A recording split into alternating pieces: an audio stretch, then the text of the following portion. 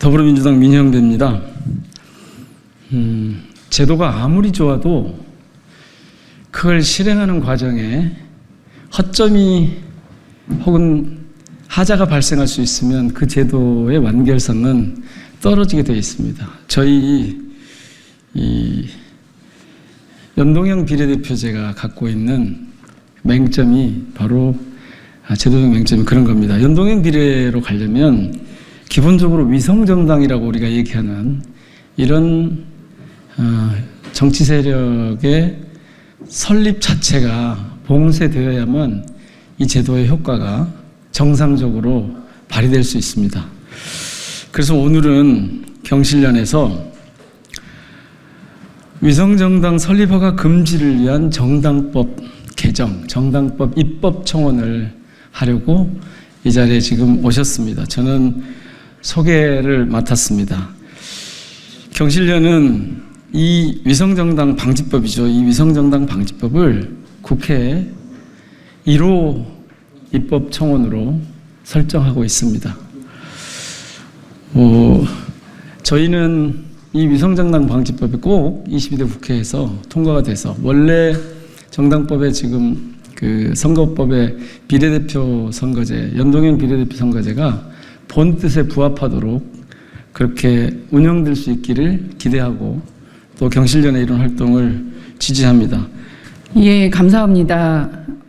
방금 의원님께서 말씀하신 것처럼 22대 선거에서도 위성정당으로 선거가 치러졌습니다.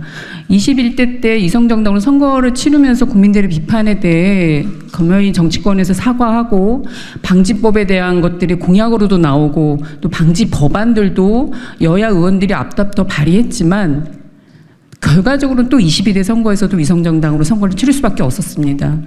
이러한 모습에 경실련이 많이 분노하고 헌재에서라도 제발 올바른 심판을 내려주길 원하는 마음에서 헌법소원을 제기했지만 이마저도 각하되었습니다.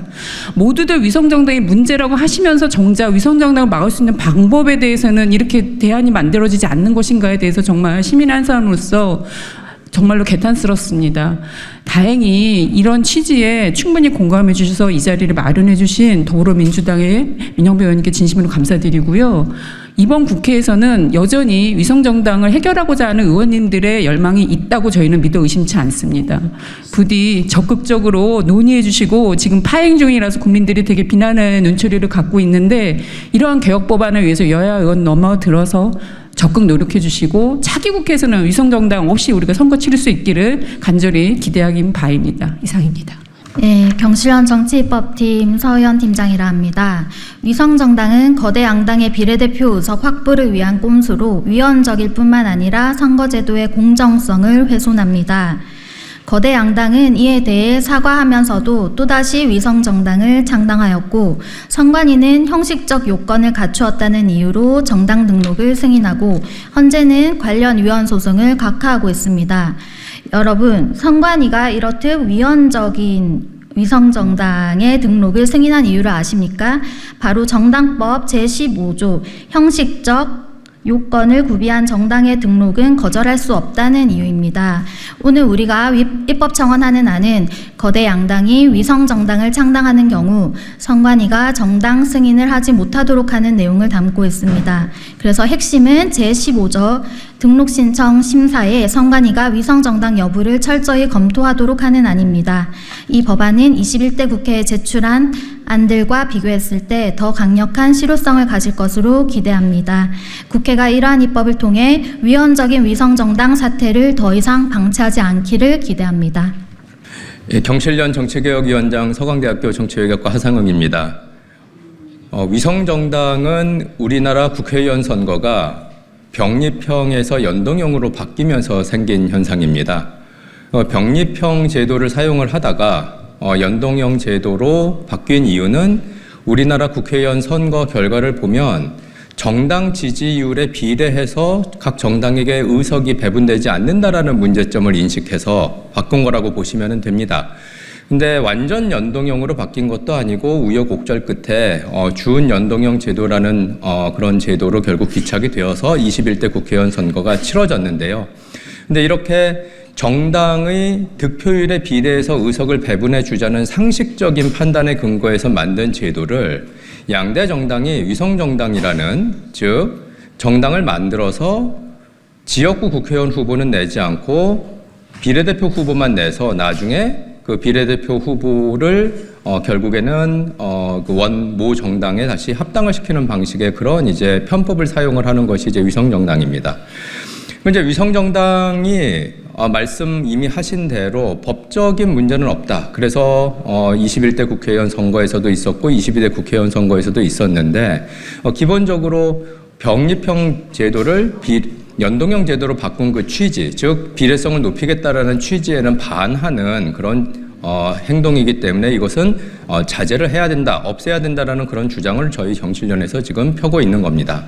위성정당을 없애기 위해서는 사실 세 가지 정도의 방법이 있는데, 하나는 국민들이 선거일에 위성정당을 안 찍어주면 됩니다.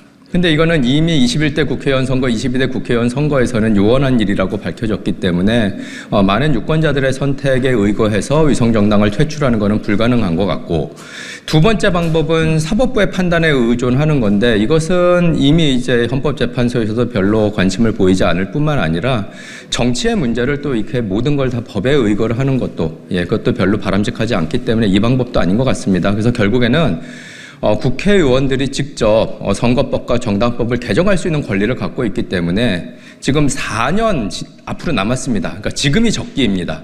그러니까 선거 앞두고는 분명히 또 이 이야기 나왔으면은 또 이제 분명히 논의가 안 될 거기 때문에 지금 선거막 마치고 앞으로 4년 후에 선거를 치러야 되는 지금 이 시점에 위성정당 문제에 대해서 좀 관심을 가지고 정당법 그리고 선거법을 동시에 개정을 해서 23대 국회의원 선거는 조금 더 비례성이 강화된 그 비례성 정신이 투철하게 반영된 그런 선거제도로 선거를 치렀으면 하는 것이 저희들의 바람입니다. 이상입니다. 네, 오늘 입법 청원안을 저희 의원실로 주십니다. 그러면 저희가 법제실과 저희 방의 검토를 거쳐서 다음 주 중으로는 발의가 이루어질 수 있도록 그렇게 준비를 하겠습니다. 하 교수님도 말씀하셨지만 선거 때 가서 선거제도를 고치는 일은 불가능합니다. 22대가 시작되는 지금 시점이 저희들은 적기라고 보고 있습니다. 모든 의원님들께서 관심 가져주시고 특히 시민사회에서도 이 법안이 반드시 본회의를 통과할 수 있도록 응원해 주시면 고맙겠습니다.